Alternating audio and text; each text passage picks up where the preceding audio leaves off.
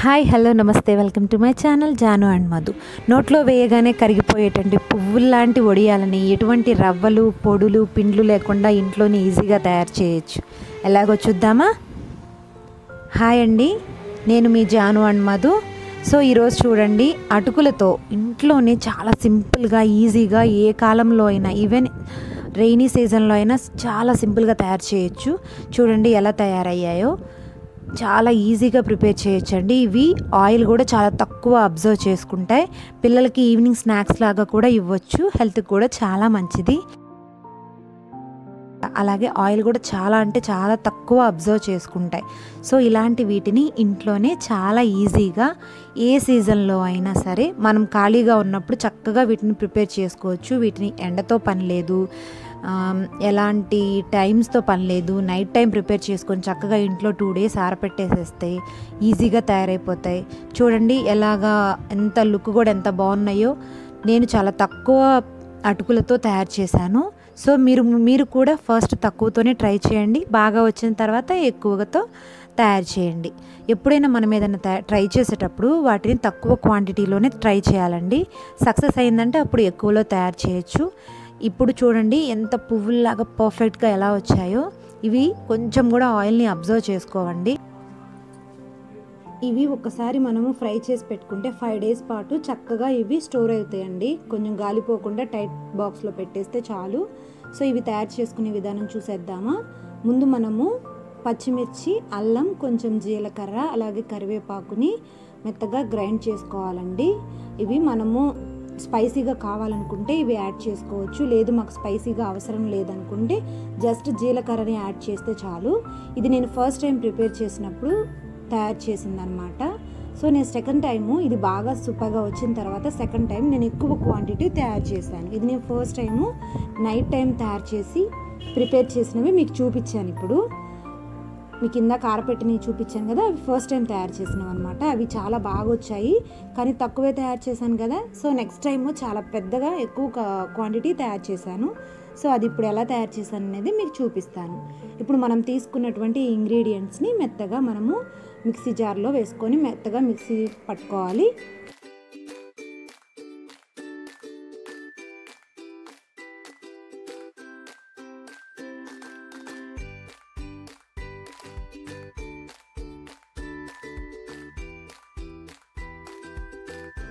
ఇలా అన్నిటిని వేసుకొని మెత్తగా మనము మిక్సీ పట్టుకుందాం. అలాగే కొంచెం సాల్ట్ని కూడా యాడ్ చేసుకుందాము. కళ్ళుప్పు అయితే టేస్ట్ బాగుంటుందండి. ఇట్లాంటి వాటిలోకి కళ్ళుప్పుని ప్రిఫర్ చేయండి. సో ఈజీగా కూడా గ్రైండ్ అయిపోతుంది అనమాట మెత్తగా. సో కొంచెం దీనిలో యాడ్ చేసుకొని కొంచెం ఏమో డైరెక్ట్గా వాటర్లో యాడ్ చేసుకుందాము. ఫ్రై చేసుకున్నప్పుడు ఈజీగా తగులుతూ ఈ జీలకర్ర అనేది బాగుంటుంది. అటుకులు అనేవి ఫ్రెష్ అటుకులను తీసుకున్నానండి. అంటే ఇవి మా పొలంలో తయారు చేసుకున్న, అంటే వడ్లతో తయారు చేసిన అటుకులు అనమాట.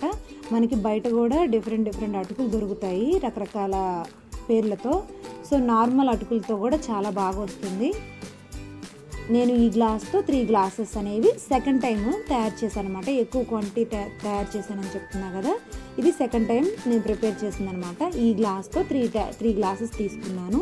ఇది ప్రిపేర్ చేయడం కూడా చాలా ఈజీ అండి, చాలా సింపుల్గా చేసేసేయచ్చు. సో ఇలా తీసుకున్న వీటిని శుభ్రంగా క్లీన్ చేసేసుకొని ఒకసారి మనం బియ్యాన్ని ఎలాగైతే మట్టి వేలు లేకుండా ఎలాగైతే శుభ్రంగా చెరుగుతామో అలా శుభ్రంగా క్లీన్ చేసుకోవాలి. నెక్స్ట్ వీటిని జస్ట్ అలా వాటర్లో వేసేసి వాష్ చేసుకుందాం. అంటే వాటర్లో వేయగానే శుభ్రంగా జస్ట్ ఒకసారి అలాగా పిసికేసి బాగా మిక్స్ చేసేసుకొని ఆ వాటర్ని రిమూవ్ చేసేసుకొని సపరేట్గా తీసుకోవాలి. లేదంటే వెంటనే వాటర్ని అనేవి అటుకులని ఈజీగా అబ్జర్వ్ చేసుకుంటాయి అన్నమాట. సో మీరు ఎంత క్వాంటిటీ అయితే తీసుకుంటారో దానిలో హాఫ్ క్వాంటిటీ ఆఫ్ వాటర్ తీసుకుంటే చాలు. ఇప్పుడు 1 గ్లాసు అటుకులు తీసుకున్నారనుకోండి, హాఫ్ గ్లాస్ వాటర్ ఎసురుగా పెట్టుకుంటే సరిపోతుంది అనమాట. అంటే మనం దీన్ని ఉడికించుకుంటాం కదా, సో దానికి హాఫ్ గ్లాస్ అయితే సరిపోతుంది. 1 గ్లాస్కి హాఫ్ గ్లాసెస్. సెకండ్ టైం ఎక్కువ క్వాంటిటీ అని చెప్పాను కదా, సో నేను దీనిలో తయారు చేసుకున్నాను. కట్టెల పొయ్యి మీద ఇలాంటివి చేస్తే చాలా ఈజీగా అనిపిస్తుందండి. గ్యాస్ స్టవ్ మీద కంటే కూడా కట్టెల పొయ్యి మీద ఇలా అటుకులు కానీ లేకపోతే పాకాలు, అరిసెల పాకాలు ఇలాంటివి చాలా బాగా వస్తాయి కూడా. సో చూడండి, నేను శుభ్రంగా కడిగిన తర్వాత మనం శుభ్రంగా వాటర్ని అంతా రిమూవ్ చేసి పక్కన పెట్టుకున్నాం కదా. ఇలా వాటర్ మరిగిన తర్వాత దీనిలో కొంచెం సాల్ట్, అలాగే మనం మిక్సీ పట్టుకున్నటువంటి మసాలాని యాడ్ చేసేసి ఈ అటుకుల్ని దాంట్లో యాడ్ చేసి బాగా మిక్స్ చేసుకోవాలండి. ఆ వీడియో మిస్ అయిందండి, సారీ. సో ఇలాగా ఇవన్నీ వేసేసుకొని అటుకులని, మసాలాని, కొంచెం సాల్ట్, కొంచెం జీలకర్ర, మీకు ఇష్టమైతే కనుక కొంచెం కొత్తిమీర కూడా యాడ్ చేసుకోవచ్చండి. శుభ్రంగా యాడ్ చేసుకొని మనము రాగి ముద్దను తయారు చేసుకుంటాం కదా, సో అలా టైట్గా అవుతుంది. అలా అయ్యేదాకా శుభ్రంగా తిప్పుతూ ఉండండి. చూసారా ఎలా అయిందో? ఇలా అయిన తర్వాత గోరువెచ్చగా అయ్యే వరకు పక్కన పెట్టేసి, తర్వాత మనం ఇలాంటి పాలిథిన్ కవర్స్ ప్లేట్స్ మీద పెట్టుకొని ఇలా ప్రెస్ చేస్తే చాలండి, చాలా పర్ఫెక్ట్గా వస్తాయి.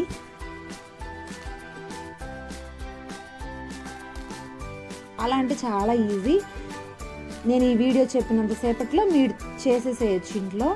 ఏ రవ్వతో పని లేదు, ఎలాంటి పిండిలు అవసరం లేదు, జస్ట్ అటుకులు ఉంటే చాలు మన ఇంట్లో. చాలా అంటే చాలా టేస్టీగా ఉంటాయండి.